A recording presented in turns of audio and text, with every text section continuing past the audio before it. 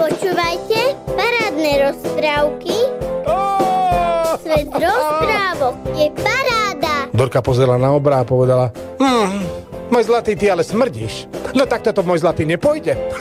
Toto ja s tebou bývať nebudem. Veď pozri sa, cítiš sa ty vôbec? Kedy si naposledy umýval zuby a nohy? Keď ich rozpráva Peťo, tak je to úplná paráda. Parádne rozprávky. Teším sa na vás.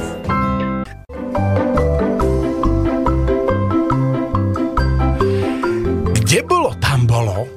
Za 7 horami a 7 riekami a ďalšími tými lesmi a poliami a lúkami, no proste strašne ďaleko to bolo, tak tam bola taká jedna lúka. A za tou lúkou bol hustý les. A v tom lese žili zvieratka, ako v každom inom lese. Žili tam srnky, zajace, medvede, líšky, vlci a tak ďalej, vtáčiky. No bolo ich tam strašne veľa. No ale v tomto lese žil, okrem týchto všetkých zvieratok, jedno zvieratko, ktoré bolo zajac. Zajac je také bežné zviera, no ale tento zajac bol taký, že trošku bol taký chvastúň, povedzme si úprimne. Tá strašne chvastal, aký je on rýchly bežec. A ako on všetkým natrhne kožúšky, pretože on je taký rýchly, že ho nikto nechytí. A tak chodil po lese tento zajac, chvastúnik, a ako chodil, tak sa všetkým chválil. No čo? Ja som najrýchlejší v celom lese. Zvieratka, mňa len tak ľahko nechytíte. Chvastal sa.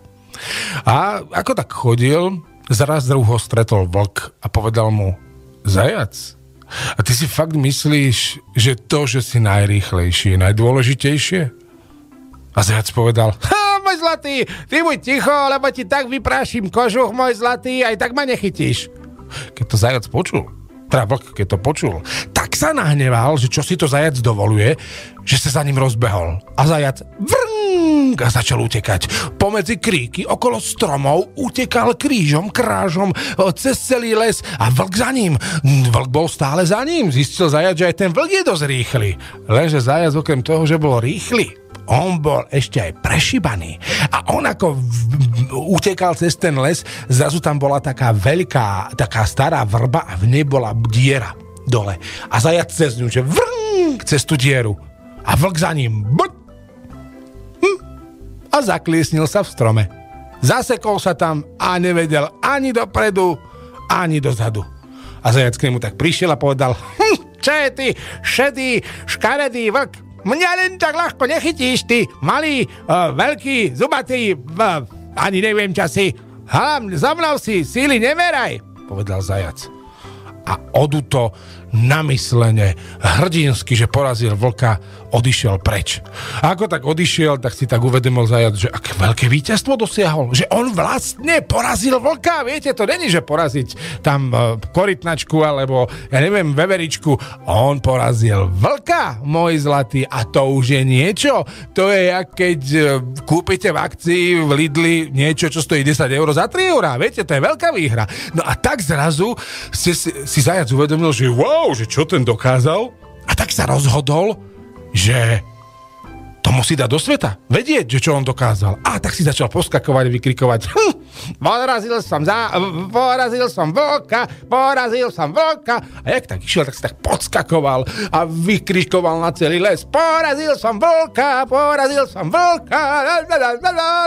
A takto si vykrikoval. A jak tak išiel a podskakoval a vykrikoval a celý z toho nadšený, aký on úžasný, nevšimol si vetvu stromu, ktorá tak trčela nižšie, a do nej, že prask hlavou. A ostal ležať. Ne, nezomrel, nebojte sa, deti, to je rozprávková postava, v rozprávkach nezomierajú. Ale len tak ostal, akože dosť si narazil tú hlavu. Povedzme si úprimne, že keby boli nemocnice, tak nosí také niečo, jak nosil Boris Kolár, takú kovovú výstuž, ale toto nie sú nemocnice ani bežný život. On sa proste z toho za 10 minút prebral, ten zajac. Hej?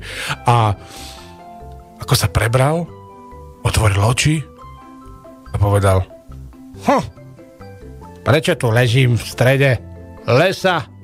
Veď mám svoj brloch, povedal zajac. Postavil sa a povedal: toto je teda... Čo sa mi stalo? Čo som omdlel? No neviem. Idem domov. A rozbehol sa domov. Čakali by ste, že ide do svojho domu? Do zajačieho brloha? Lenže nie. On po tej rane do hlavy, ľudia moji, on si zrazu myslel, že je... Čo myslíte, čo? No, on vám prišiel nie do svojho brlohu. On sa vrátil ako domov do medvedieho brlohu. A tam medvedica akurát varí za kuchynskou linkou. Medvedia tam varila nejakú kašu a zajac prišiel. Čau, stará! Vošiel do brlohu. Medvedica sa otočila, nechcela veriť vlastným očiam. A zajac hovorí, čo bude na večeru? Čo si dnes chystala? Čaute, decka! Na medvediatá. Tým skoro z úst tá kaša vypadla. Nevedeli, čo si majú o tom myslieť. A medvedica už duplom netá, až si reč stratila. A hovorí, ty čo robíš? Povedala medvedica. A zajac, čo robím? Domov som prišiel, nie? A medvedica, čo si prišiel? Kam? A zajac, domov, však medveď býva v brlohu v medveďom, nie? Kde by som mal bývať? A medvedica na ňo pozerá a hovorí, ale ty nie si medveď. Ty si predsa zajac! A zajac. Dobrý pokus, drahá moja. Mňa neokamátiš, ale dobrý for. No dobre, čo je na večeru? Pýta sa zajac. Medvedica skoro z nôh spadla. Normálne začala kaša prihárať, tak to tam rýchlo začala miešať. Medvediata kúkali, takto im padali z úst tá kaša, lebo sánka im normálne spadla a s otvorenými ústami pozerali, že čo si medveď to dovoluje. A najmladší Macko hovorí, ujo zajac, a ty s nami teraz budeš bývať? Najmladšie medvediatko sa spýtala. A zajac hovorí, môj zlatý, a ty čo mi hovoríš, ujo zajac, vedia som tvoj tato? Povedal zajac. No ale to už medvedica, keď počula, nahnevala sa, buchla tou Varechová, hovorí, ty čo si to mám ťa v zuboch roztrhať, ale ťahaj odtiaľto. Zajac sa postavila a hovorí, počúvaj ma, ty ma nerozčuluj, ale vieš čo? Dobre, idem sa prejsť a ty si zatiaľ rozmyslí, čo tu rozprávaš. Za chvíľku som naspäť. Toto svet nevidel. A vyšiel urazený zajac z medvedieho brlohu a celý čas si dudral. No toto, ja sa vrátim domov ako medveďa, lebo som však medveď a moja žena ma začne vyháňať. No toto svet nevidel. Rozčuluje sa zajac. A medvedica toho stále len si oči pretierala. A ako tak zajac išiel a dudral si, zrazu stretla srnka a hovorí, nazdar, čo ty tu? A zajac hovorí, čo ja tu? Veď z domu idem. Predstav si, že medvedica ma vyhodila. Vraj tam nemám čo robiť. Videla si to? Veď ona sa asi zbláznila. Povedal zajac. Srnka na ňo pozerala, nerozumela, asi smyslela a hovorí, Zajko, a prečo by si tam mal bývať? Spýtala sa srnka. A zajac. No prečo? Prečo by som tam mal bývať? No lebo tam bývam, veď som medveď. Srnka, až sa jej nohy podlomili, spadla na zem a začala sa smiať. Smiala sa tak, že na celý les to bolo počuť. A zajac hovorí, ty čo sa tu smeješ? Čo sa tu váľaš, jak týždeň pred výplatou? Veď preboha, veď som medveď, čo je na tom vtipné? Ešte z medveďa si srandu budeš robiť, nie? Povedal zajac. A srnka hovorí, zajac, a ty si čo dnes obedoval? Veď ty si čo ti preskočilo? Spýtala sa srnka. A zajac hovorí, čo by som obedoval? Normálne som, ani si nepamätám, ale normálne som, čo by mi preskočilo? A srnka hovorí, zajac, ale veď ty nie si medveď. A zajac hovorí, čo nie som? Ešte aj ty ma tu rozčuluj. Čo by som nebol medveď? Keď som raz medveď, tak som raz medveď. No srnka, jak to počula, utekala a začala to rozprávať všetkým zvieratám v lese, že že zajac sa zbláznil, že si myslí, že je medveď. A zajac išiel po tom lese a rozčuloval sa. Toto je, takýto deň som ešte nezažil. Tak ja, medveď, dobrák, v celom lese vážený občan a oni mi tu budú tvrdiť, že nie som medveď. No toto svet nevidel. Rozčuloval sa zajac.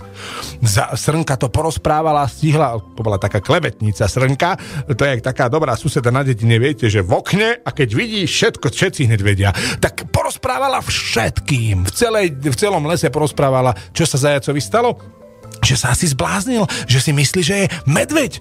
No a tak teda zrazu prišli sa zvieratka bližšie na ňo pozrieť, všetci okolo neho na ňo pozerali a kričali na ňo: Čau, medveď! A Zajko: No konečne niekto vie, kto som, čaute. A tak ich zdravil. Lenže oni si z neho robili srandu a on si myslel, že normálne. A zrazu prišla za ním veverička, ktorá bola jeho najlepšia kamarátka Zajková a hovorí: Počuj, Kleofáš, tak sa totiž volal ten zajac. A ty čo, si sa zbláznil? Veď ty nie si medveď. A zajac hovorí: Aký Kleofáš? Aký zajac? Veď ja som medveď. Ty čo, si sa tiež zbláznil? A čo máš, besné oriešky si pojedla? Povedal zajac. A veverička hovorí: Ale Zajko, veď nemôžeš o sebe vykrikovať, že si medveď. Veď si z teba celý les robí srandu a zajac hovorí: Čo by sa mne, keď som raz medveď, tak som raz medveď. Keď tu zrazu prišla líška a povedala: Zajačík, a ty si vraj myslíš, že si medvedík? Povedala. A zajac hovorí: Akože myslím, veď ja som medveď, líška, ty čo, ma nepoznáš? A líška hovorí: Zajačík, a čo keby si prišiel bližšie, nech si ťa obzriem, ty môj medvedík? Povedala líška. Veverička, jak to počula, povedala: Zajko, nechoď k nej. A zajac: Čo by som nešiel? Pozri sa, prišiel k nej. Tu som! A postavil sa pred ňu. Líška zbystrila zrak. Až si sliny obtrhla, lebo ho chcela zhltnúť, samozrejme. A už sa zahnala, otvorila ústa, že ho ide zjesť a zajac na ňu: Hej, ty na koho tu zuby vyceruješ, ty jedna? Takú ti jednu s tou mojou labou, že ti dá strom druhu, ale ťahaj odtiaľto, do koho ty skáčeš? Povedal zajac. Líška, keď to počula, neverila vlastným očiam a hovorí: To čo si dovoluješ, zajac? A zajac hovorí: Ty, počúvaj ma, líška, ty si fakt slepá, hluchá, nevidíš, že ja som medveď? Ty ťahaj odtiaľto, lebo si sám ze seba, lebo sa nebudem poznať. Líška, jak to počula a videla, ešte si pomyslela: Veď on sa fakt zbláznil, toho radšej nebudem ani jesť, lebo ochoriem z toho aj ja. A ušla preč. Veverička si pretierala oči a nechcela veriť vlastným očiam, že zajacovi sa podarilo odohnať líšku.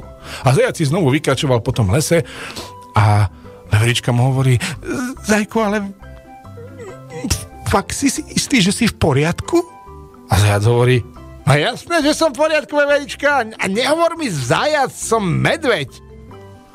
A tak veverička vymyslela plán, ako ho donúti, aby si uvedomil, že asi zajac, že naozaj teda je zajac a nie medveď. A tak povedala: Ty, medvedík, a nedal by si mi trošku medu? Vieš, doma v mojom brlôšteku mi už došiel a k orieškom mám tak rada medík, keď si tak namáčam tie oriešky. Nemohlo by si mi tam na ten strom vyliezť úplne hore? Vieš, tam je to ten včelí úl, to hniezdo, a tam trošku medíku nazbierať, prosím, medvedík. A zajac hovorí: Jasné, to zvládnem, preboha, veď som medveď, po stromoch lozím každý deň, povedal zajac. Verička vedela, že to asi nie je bohvie aký nápad, ale keďže zajac si myslel, že je medveď, tak povedala: aspoň zistiť, čo sa deje.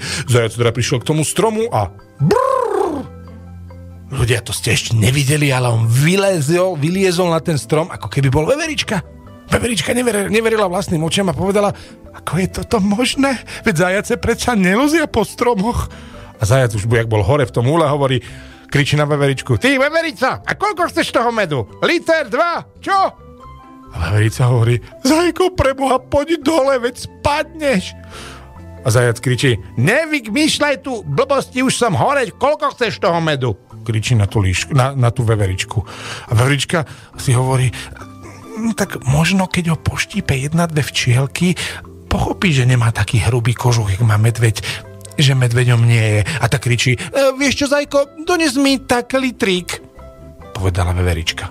A zajac sa začal vrtať v tom včelom úli, začal hrabať po tom mede a nakladať to a včely lietali, pichali ho a zajac hovorí: Au, dnes ma to nejako viac bolí, ten môj kožúšok, mám nejaký tenký, musím viac mastného jedla papať, povedal zajac, ale nič to s ním nespravilo.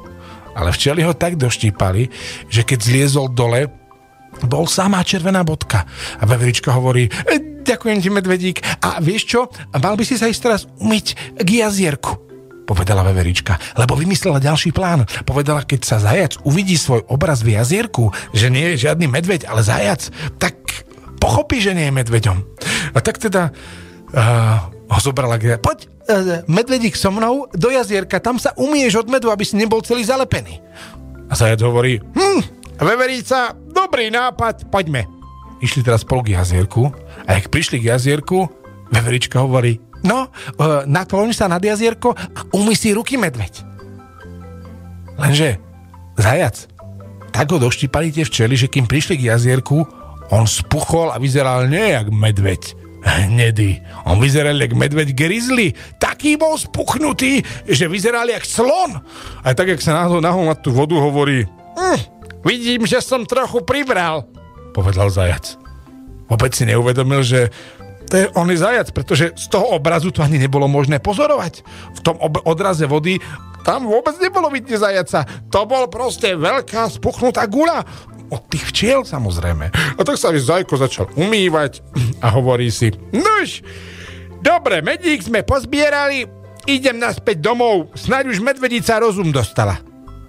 A veverička, keď to počula, povedala, jej, Danenky, veď ten, keď tam príde, tá medvedica ho rovno v zuboch roztrhá. Tak ju nahneval naposledy. Nemôžem dovoliť a dopustiť, aby sa tam dostal. A zajac otočil a vykračoval do toho medvedieho brlohu a veverička rýchlo rozmýšľala, rozmýšľaj, čo teraz rýchlo spraviť, rýchlo rozmýšľaj, veverica, vymyslí niečo, lebo ten medveď, teda ten zajac dopadne veľmi zle, povedala si veverička. A jak tak išla po tej ulici, jak ten zajac vykračoval po tom lese, tak tá veverica ju napadla jediná vec. Zobrala ten najväčší orech. Čo orech? Našla jablko na strome a z výšky zo stromu ho pustila na zajaca, rovno na jeho hlavu. Povedala si, snáď to pomôže. Videla som to v telke, že to niekedy pomôže. Pustila mu jablko na hlavu a jak tak zajac vykračoval z jablko, bum! A zajac a ustal ležať bez vedomí. Samozrejme, za 10 minút sa prebral a povedal, au, celé telo ma bolí. Čo je so mnou? Čo ma chytil ten vlk? A veverička hovorí, a aký vlk, medvedík? A zajac jej hovorí, čo ti šíbe, veverica? Veď ja som zajac, jaký medveď, daj mi pokoj s medveďmi, pre Boha. Povedal zajac. Veverička si vydýchla, povedala, pomohlo, super. A tak si zajačik opäť uvedomil, že je zajac. A vôbec si nič nepamätal po tom náraze do hlavy, viete. A tak teda zajačík opäť žil spokojne, zase sa chvastal, že je najrýchlejší a najlepší v lese, ale nikomu to nevadilo. Ale viete, čo bolo zaujímavé? Že on počas toho, ako si myslel, že je medveď, on zrazu vedel šplhať ako medveď. On sa nebál líšky, aj napriek tomu, že bol zajac, ale v hlave si myslel, že je medveď. A to znamená, že vôbec nie je dôležité, milé deti, že čím sa narodíte, alebo čím hovoria druhí, že ste. Dôležité je to, čím si myslíte, že ste vy. To znamená, keď chcete byť hrdinmi, tak sa správajte ako hrdinovia. Keď chcete byť odvážni, tak sa správajte ako keby, že ste odvážni. Musíte tomu veriť. A odvážni naozaj budete. A ak chcete dosiahnuť čokoľvek, všetko je možné. Všetko musíte mať len správne nastavené tu v hlave. Vôbec nebolo dôležité, že zajac bol stále zajac. Lebo on si myslel, že je medveď a tak vedel urobiť aj medvedie skutky. Odohnal líšku, vyliezol na strom a Boh vie, ako by to dopadlo, keby mal niekomu pomôcť. Možno, že by sebe našiel aj tú medvediu silu. To už nikto nevie. V tejto rozprávke sa to už neriešilo. Ale toto bola rozprávka o tom, ako sa stal zajac medveďom. Milé deti, zazvonil zvonec a dnešnej rozprávky je koniec. Želám vám krásny večer, dobrú noc a hlavne nezabudnite, môžete byť čím chcete. Len sa musíte rozhodnúť.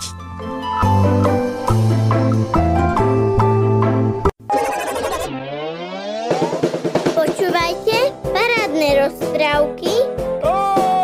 Svet rozprávok je paráda. Dorka pozerala na obra a povedala: môj zlatý, ty ale smrdíš. No tak toto, môj zlatý, nepôjde.